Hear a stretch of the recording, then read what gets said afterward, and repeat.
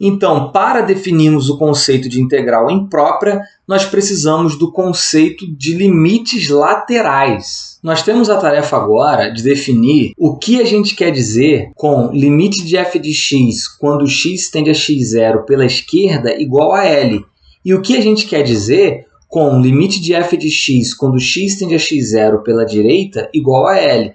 É claro, lá no nosso problema de comprimento de arco de círculo, no caso o comprimento do semicírculo, nós estamos preocupados particularmente com o x tendendo ao menos 1 pela direita e o x tendendo ao 1 pela esquerda.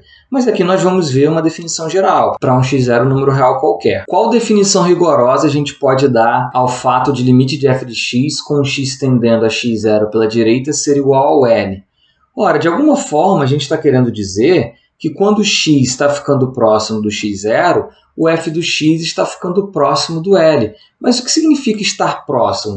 Estar próximo é uma expressão subjetiva, né? Na minha opinião, algo pode estar próximo e na sua opinião pode não estar próximo. Então, nós precisamos traduzir isso de forma matemática, uma forma objetiva, o que significa o limite de f de x ser igual a L. Como podemos traduzir, como podemos tornar mais objetivo essa ideia que é inicialmente a ideia de f de x estar próximo de L? A gente poderia começar tentando dizer que limite de f de x, quando x tende a x0 pela direita é igual a L, significa que a distância entre f de x e L é decrescente quando a distância entre o x e o x0 também é decrescente. Isto é, que a distância entre f de x e L diminui sempre que a distância entre o x e o x0 diminui.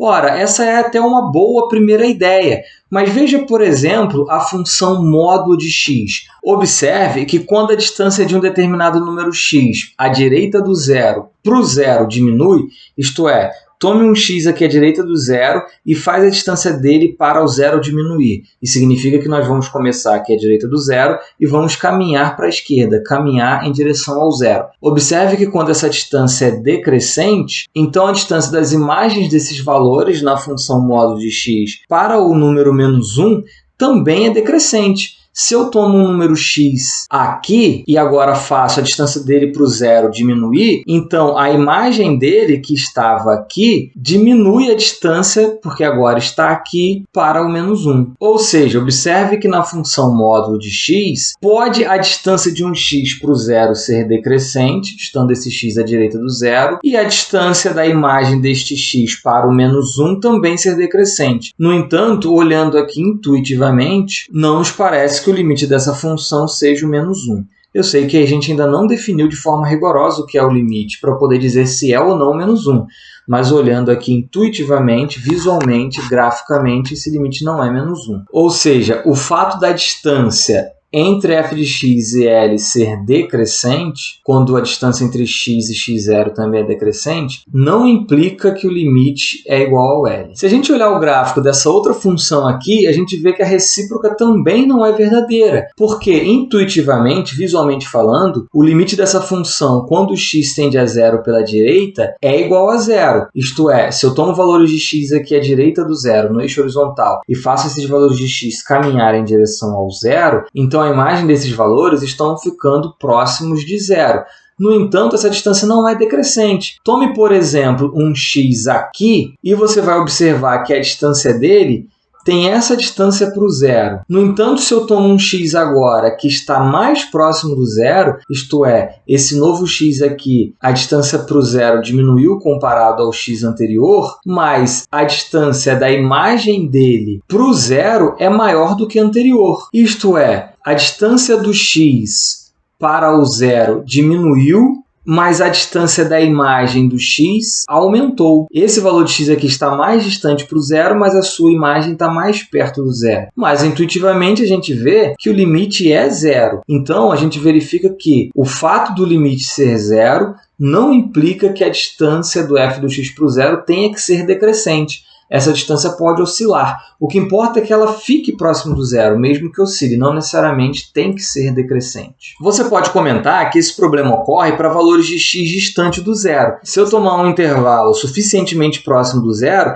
então não acontece esse problema de oscilação da distância de f do x para o zero. Mas isso aqui é só um exemplo de função. Tem outras funções como por exemplo esta daqui abaixo, que vocês podem ver, que se observar o gráfico dela, a oscilação da distância df do x por zero vai ocorrer qualquer que seja o intervalo em volta do zero que seja tomado. Use um software de geometria dinâmica, pode ser por exemplo GeoGebra, digita essa função, verifique como é o gráfico dela, dê zoom e você vai perceber que essa oscilação acontece qualquer que seja o intervalo em volta do zero. Qual é a definição que vamos dar então a limite pela direita?